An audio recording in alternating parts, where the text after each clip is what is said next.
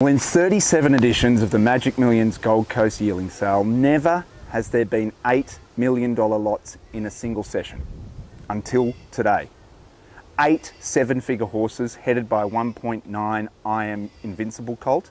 And we're joined for a yarn by the original Vin Cox and the man who sold that colt, Henry Field. Welcome, boys. Henry, you've been playing both sides of the ball. That 1.9 million must be a highlight so far, yeah? Yeah, it's the most expensive yearling I think we've ever sold. And is that right? Yeah, and he's a really, really great horse. And yeah, it was just great for the owners and for James Harron, who bought the mare privately a couple of years ago and put a great syndicate together. And the day he was born, he was just something special. And it was no surprise to see him sell so well today. I want to ask about the home affairs factor, because I'm Invincible is not a Coolmore stallion. Yeah. And we've seen Tom Magnier go for a few non-Coolmore stallions today. Yeah. But a horse like Home Affairs crosses the line in the Coolmore Stud Stakes, and does a horse like this yearling immediately start to appreciate in value? Do you think there is a correlation there? For sure. I think like Home Affairs is such a valuable colt, and I think there'd be few more valuable colts in the country. So certainly when the biggest yearling buyers in the land have a colt by a stay-in that's their most valuable, it's going to be great when you're selling progeny of that sire. But I would say that I think Coolmore have always been strong on I'm Invincible. Colin Santry's been his biggest fan from the day he retired to stud. So I reckon they're always gonna buy that colt today. Yeah, right. That's interesting. Interesting. Vin, are you a fan of Vinny? Oh, well, you've got to be. I mean, he's a very consistent stallion. He gets colts, he gets fillies. They're versatile. They're not one-dimensional in as far as they're not, 2-year-olds. They can race on. Gets a very good colt, as Henry alluded to, in Home Affairs, and attracts all ends of the market and all interested purchasers. And I think that's a testament to the Mitchell family, obviously, that stand the horse. The truth. That they engage, and they do get everyone involved in their horses, and we all like to support them because they're great supporters. They're great industry players. You're back on your old stomping ground, and we threw out a stat there, which we believe is true. The $8 million yearlings in a single session being a record for the Magic Millions. What have you made of the sale as a whole thus far? Oh, look, I mean, it's quite spectacular. It really is an enormous. That's a heck of an adjective. Spectacular. Oh, no, it's if I could think of a better one, I'm not as articulate as a lot of people around the place. Our trainer James Cummings, he'd have something that he could really chuck in there. But no, this is a sale that is right off the charts. Yeah. We're talking about an elite sale, one of the premier sales in the world, that is clearing 94% or better than that. That's crazy, and isn't it? You don't do that. Yeah. I don't care who you are or where you're running a sale, even a dispersal sale. Yeah. That doesn't happen. So full credit to Barry Bowditch and the Magic Millions team. They have put together a good catalogue, but more than that, they've attracted a buying bench that's wanting to participate, wanting to engage at all levels. Whether it's a $50,000 horse or a $1.9 million colt, it's a great sale. It seems like everybody that's here, and this may be down to the current situation with the pandemic, is fair dinkum, with the exception of maybe me, about getting a horse. Henry, is it a seller's sale? I mean, you've been on both sides. Yeah. We obviously, I think we're currently leading consignor, which is a great thrill, and hopefully we can stay on top. It's always hard to stay on top of Arrowfield at this sale, because they usually get the title. But if ever we're gonna take the title, it'll be this year. And it's a sale that I think has had a great book of horses. As Vin said, which is quite right. It doesn't matter whether you're selling a $100,000 horse or a $2 million horse. You have buyers at every spectrum and engagement at every spectrum. And I think that's the magic of the Magic Millions, is that it doesn't matter who you are or what your budget is, you can participate and buy a really nice animal. How much do you want to be leading vendors? Oh, myself and JM have been at each other all week, and he breeds great horses. He's he's got some. I'm sure over the year he'll have me covered, but I think at this particular sale we're a real chance of. Are we seeing the changing of the guard? Oh, do you know what? Let me tell you one thing. Poke. So it'll be a long time, I think, to take the running off JM. I think he's to me he's the greatest stud master this country's ever seen. But he's a stalwart of what we do. Yeah, he is. He's a great promoter. Yeah. If you look over time, the success of the stallions that JM has stood, yes, is quite outstanding. Yeah, no, but sure. Full credit to you. Thanks, Finn. Yeah, appreciate it. You're taking it up to him. Yeah, well, you doing a pretty good job yourself, I'll tell you, next door. No, it's great. I think we've got a competitive marketplace, and obviously, John's led the way, and Coolmore's been incredibly strong. You have a guy like Anthony Thompson in the stallion business that he's always swinging and has a farm with an incredible history, and obviously, Darley's Godolphin has just been phenomenal the last few years. Has a great mousetrap developing stallions. Yes. I mean, we're all trying to develop stallions. We're buying yearlings, and Coolmore are buying yearlings and whatnot. But what Godolphin have is the most incredible system, and it's very well run. A terrific trainer and great leadership. And I think that the hardest thing in this business is getting stallions, recruiting stallions. Yes. And I can tell you, all of us, and myself and Vin and all of us in the stallion business, thinking about it every day, how to get the next horse. And it's a very competitive marketplace, but we're in a very competitive market, and I've never seen the industry better, and I don't think we may ever see the industry better. It's just so buoyant and so strong.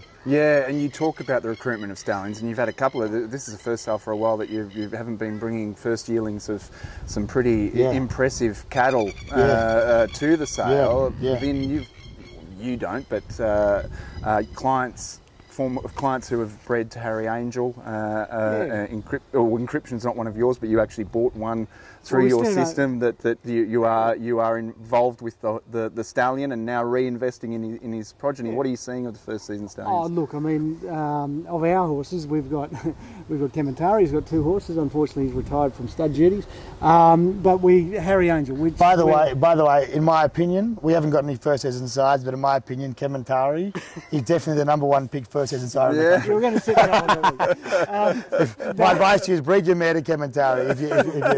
Of all the first season sides, he's the one. You've got such a marketing machine, you'd get away with it. Henry has a real ability of turning them around too. I'm not sure you can risk it. Let me tell you, I'm not but sure. enough of Kementari. He's been a headache for us for a long time. We're out of him. Well, Saturday we're going to be cheering him on, obviously. But absolutely. Harry Angel, we're delighted with. He's really captured the imagination of some fairly serious buyers, which we're delighted with. They're going to good homes. They're selling really well. Encryption, who we're 50% shareholder in, he's had a good sale. Yeah. Off of a service fee of what at this stage is quite a low base. Yeah. So full credit to the Eureka team. We're really happy with that. So no, it's good. I mean, there are some serious first season sires in this lineup. The one that you have a connection to, Henry, Justify.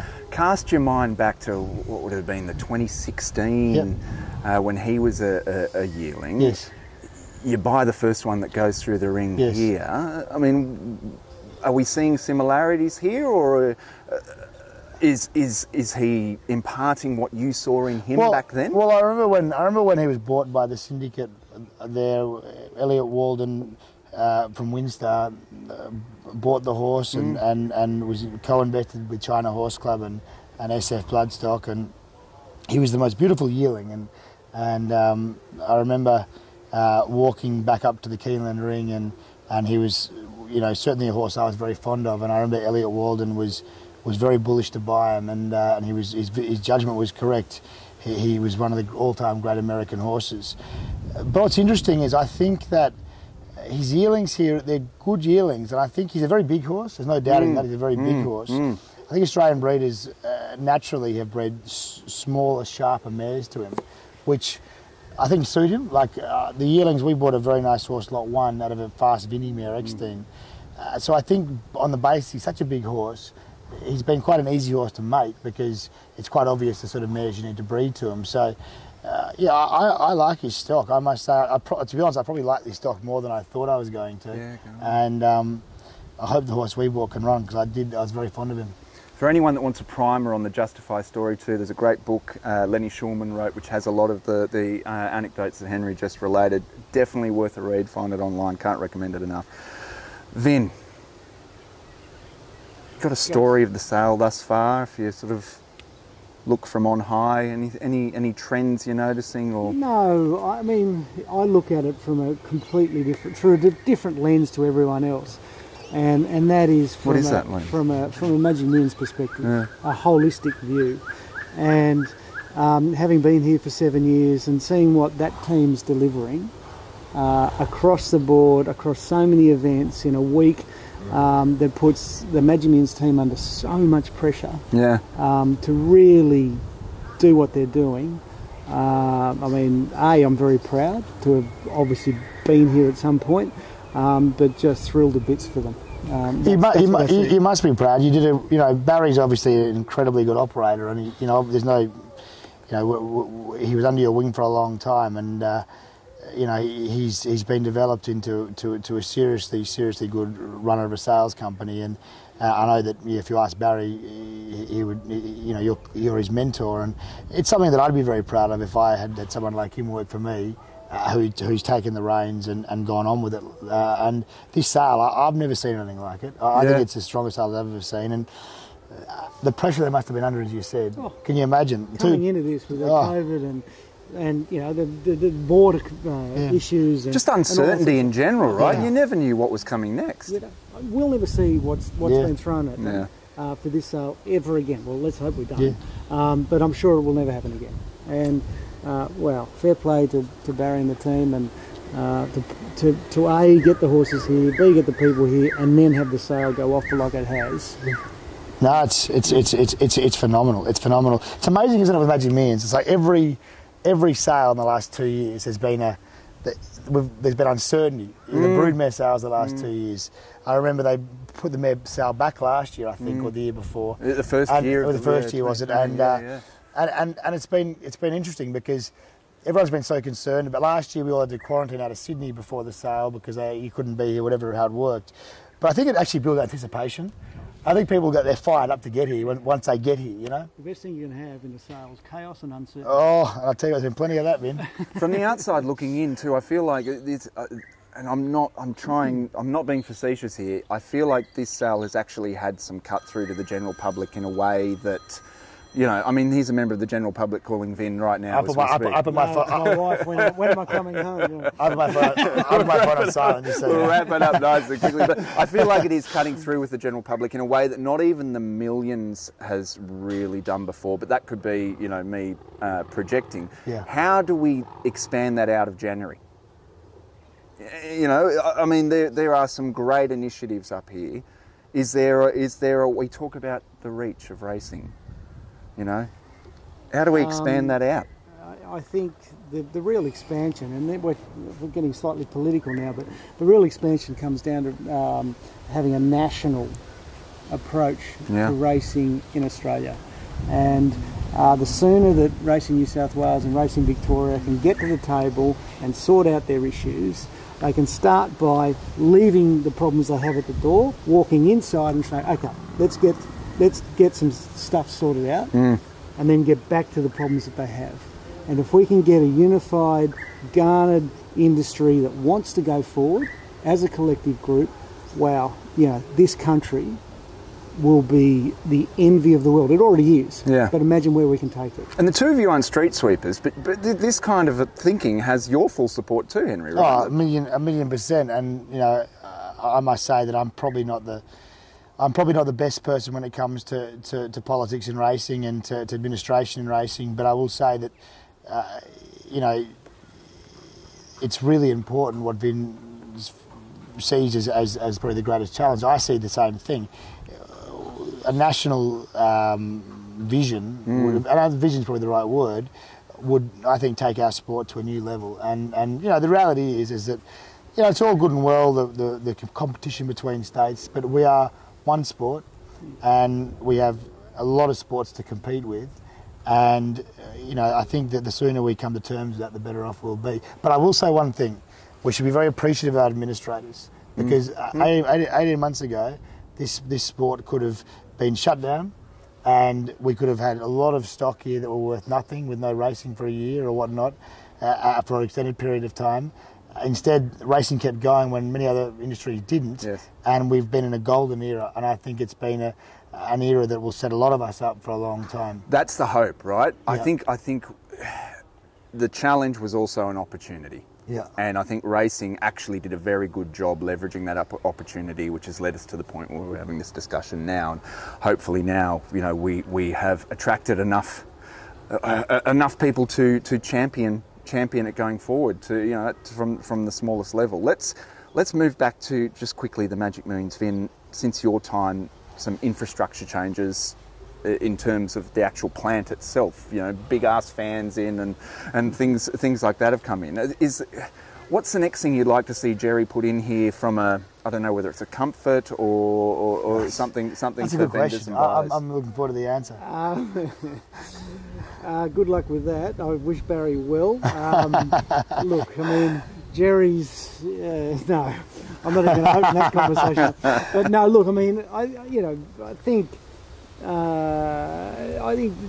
they'd have their eye on a considered development of the site, and it won't happen overnight, but it's going to be, I would hope, a rollout over a period of time where we can really, where Magic Millions can really take this site into a world-class selling facility, which it's not far off it, but there's certain things that need to be changed. What about you, Henry? Is there anything as a vendor or a buyer that you would love, will make your life easier? Well, I think they've done a great job with the auditorium, and that was step one. And I think, it's certainly an infrastructure that, it's one which it works from the point of view that people get here and they get off the plane and they're buzzing. And I think that it's one of those things where they continue to put money into it. I think they need to, and I think they'll do that with the great sales they're having. Obviously, their revenues will be increasing, and they'll be. I could see them further developing the site. But I think it's important they keep doing that, and not knowing Katie and Jerry and Barry, they're great visionaries, and I'm sure they understand the importance of that. There is a big what's next energy. What's next? What do we 100%. do next? Which is really heartening to see. All right, I'm mindful of time for both of you. I just want to ask you a question, actually, born of ignorance. Bren O'Brien has a great yarn in tonight's TDN about the Rhodamine, $1.1 million, not a single doubt, that went through today. Rhodamine, they sadly lost the mare when she foaled, but Lauriston had Gold Edition foal within an hour of Rhodamine, and they smeared some Gold Edition placenta on the Rhodamine, and she raised both the Rhodamine and her own Lonhro, and they've both gone through in the last couple of days. Have you heard of stories like that before? And is there any other mare apart from Gold Edition who could raise two foals at once? I mean, she is still as tough as nails. Well, I've never heard of that before. I mean, the big Clydesdale mares can do it, but it's for such a great race mare to do that, quite extraordinary. I'll tell you, they were bloody strong horses, the pair of them. So obviously she did a good job. She had plenty of milk. Yeah. Well, I suppose she did get through about 65 starts as a 2-year-old, so she was tough from day one. Guys, it's been a tremendous pleasure talking to you. We're over hump day now for the first book of the Magic Millions, and it's been great, really insightful. Appreciate it. Cheers. Cheers. Yeah, good on you, Gus. Good luck. Thanks for having us. Well done, Henry. Cheers, Vinny. Cheers. Good on you.